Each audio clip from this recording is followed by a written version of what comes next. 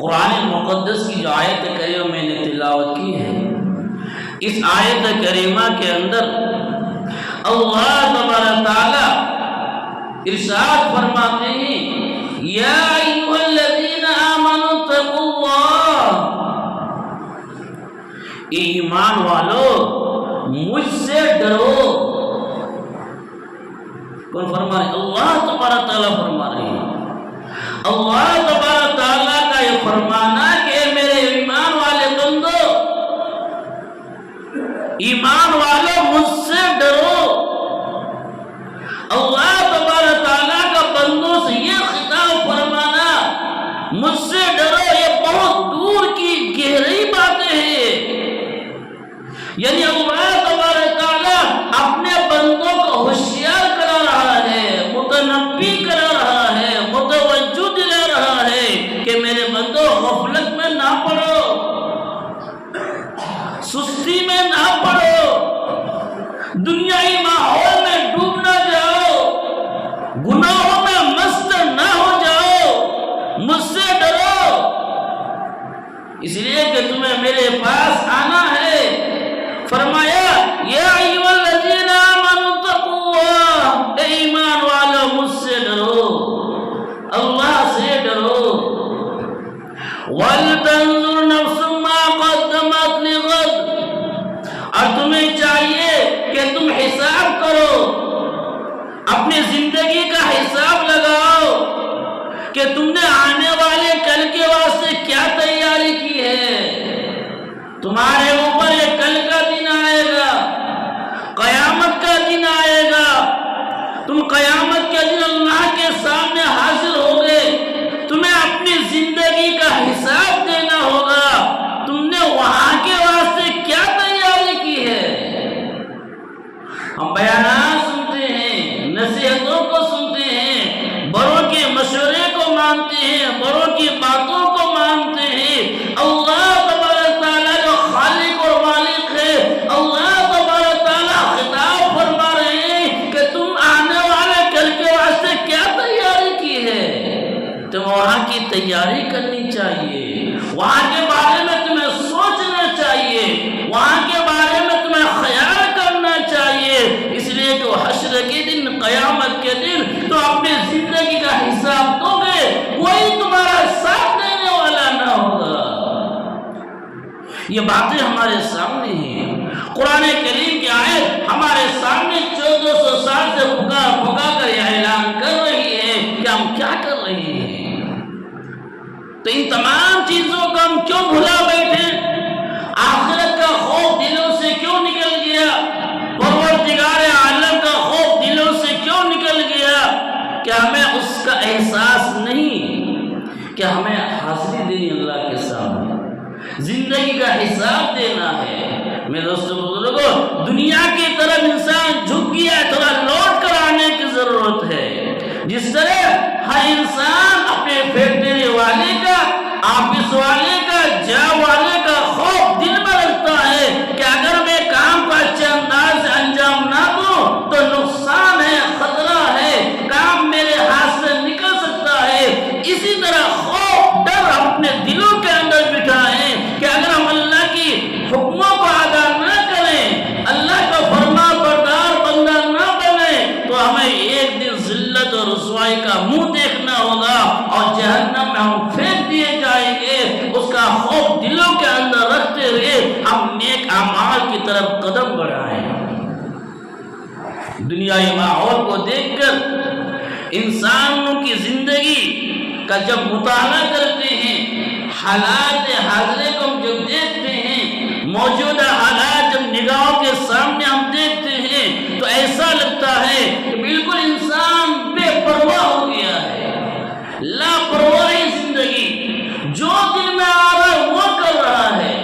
اس کے دل میں اتنا خوف نہیں کہ مجھے پھر لوٹنا ہے، جس نے مجھے بھیجا ہے، جس نے میری پیدائش کی ہے، جس نے مجھے زندگی دی ہے، میں اس طرف پھر لوٹا دیا جاؤں گا، اس کا خیال دل سے نکل چکا ہے۔ میرے بزرگوں، یہ قاعدے کی بات سمجھنے کی ضرورت ہے۔ ہمارے خاندان میں، ہمارے قبیلے کے اندر ہمارے رشتے داری کے اندر اگر کوئی ایک انسان بگڑ جاتا ہے، کوئی ایک انسان خراب ہو جاتا ہے، عادتیں خراب ہو گئی، غلط ماحول میں چلے گئے، اپنے آپ کی عادتیں بگاڑ لی، جو دل میں آیا وہ کرتا پھر رہا ہے، ناجائز حرکتیں کرتا پھر رہا ہے، برے برے کام، بری بری محفلوں میں جا رہا ہے، تو انسان دوسرے انسان اس برے انسان کو دیکھ کر کیا کہتا ہے؟ اس کی طرف نگاہ کم جاتی ہے، ان کے جو خاندان والے ہیں ان کی طرف نگاہ جاتی ہے۔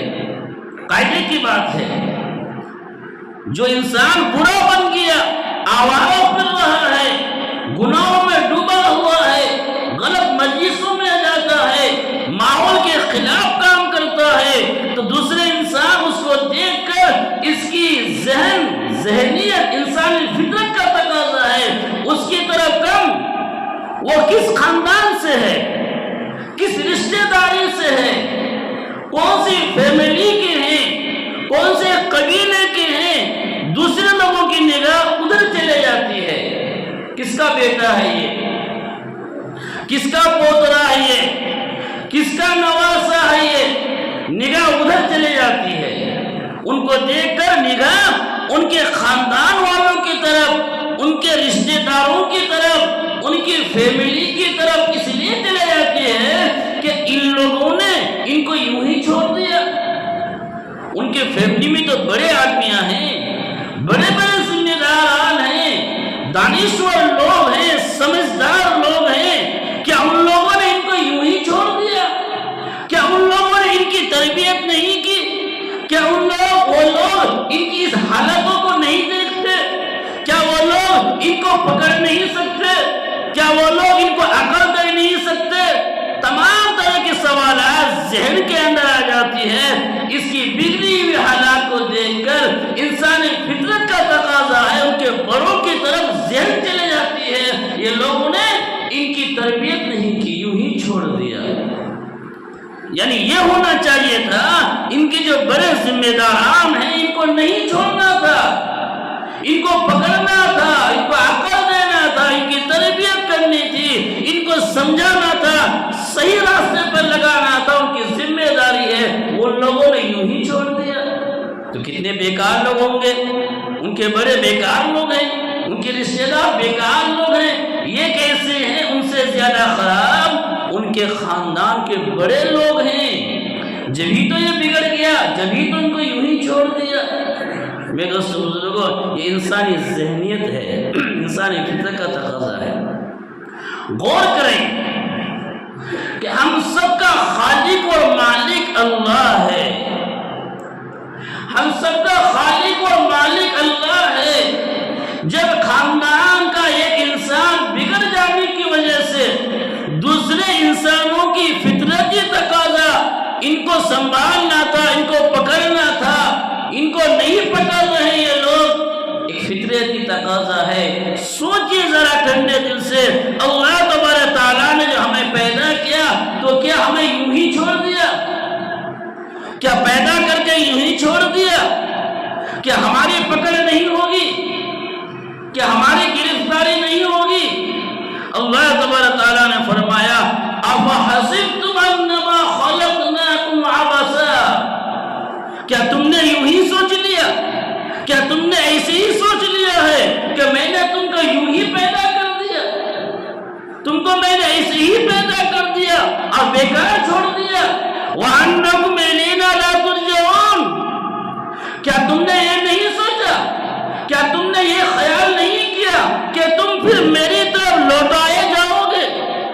تم کو میری طرف لوٹ کر آنا ہوگا، تم کو میں اپنے پاس پھر بلا لوں گا، پھر تمہاری گرفتاری ہوگی۔ پتہ یہ چلا کہ ہم یوں ہی پیدا نہیں ہو گئے، بیکار کے واسطے اللہ نے ہمیں پیدا نہیں کیا، آوارہ پھرنے کے واسطے اللہ نے ہمیں پیدا نہیں کیا، گناہ کرنے کے واسطے اللہ ہمیں پیدا نہیں کیا، زندگی کو تباہ کرنے کے واسطے اللہ پیدا نہیں کیا، زمین میں فساد مچانے کے اللہ پیدا نہیں کیا، ایک دوسرے کی قتل غارت گری کے واسطے اللہ نے ہمیں پیدا نہیں کیا۔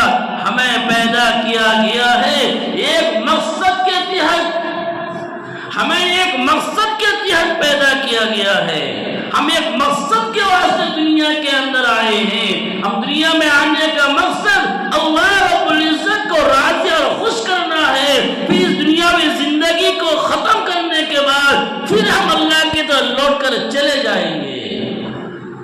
یوں ہی آوارہ نہیں ہے، لگام ہے ہماری، گرفتاری ہے ہماری، ہمیں اپنے زندگی کا حساب دینا ہوگا۔ حدیث پاک کے اندر آتا ہے یہ دنیاوی زندگی ختم ہو جائے گی، آخرت کی زندگی شروع ہوگی، اور آخرت کی زندگی میں سب سے پہلی زندگی، سب سے پہلی منزل قبر کی منزل ہوگی۔ اپنے دلوں کے اندر ڈر تو بٹھائیں، اپنے دلوں کے اندر اللہ کو خوف تو بٹھائیں۔ زندگی چند دن کی گزر جاتی ہے، آخرت کی زندگی شروع ہو جاتی ہے، قبر کی زندگی شروع ہو جاتی ہے، ہم لوٹ جاتے ہیں اللہ کی طرف۔ یہ دنیائی ماحول ختم، زندگی کی سانسیں ختم ہو جاتی ہیں، پھر ہم لوٹ کر اللہ کی طرف چلے جاتے ہیں، اور آخرت کی زندگی میں سب سے پہلی منزلوں میں سب سے پہلی منزل ہے وہ قبر کی منزل ہے۔ قبر کی منزل سے زندگی آخرت کی شروع ہو جاتی ہے، وہاں پر ہمارے اعمال نامے کا جیسا ہمارے اعمال نامہ ہوگا، قبر کی منزل اسی حساب سے شروع ہو جاتی ہے۔